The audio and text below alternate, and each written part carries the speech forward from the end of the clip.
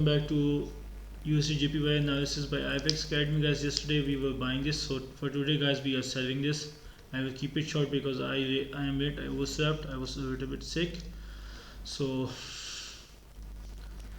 for today, guys, as long as we go 147.841,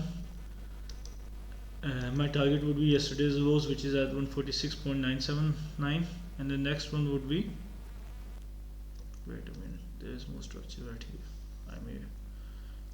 I already have my two targets, guys. Sorry, we already at our first target because I was late, and that is on me, and this is my second target, guys. If we break above this, we will be seeing 148.351, because today I don't know if this is a reverse of Friday's move or a continuation or a pullback, so I would just keep my targets inside this impulse wave, and after, when the price moves out of this impulse wave, I will decide if I want to continue buying or continue selling. Okay, guys, that's why my targets are, as you can see clearly, below the high of this range move and above the low of this move.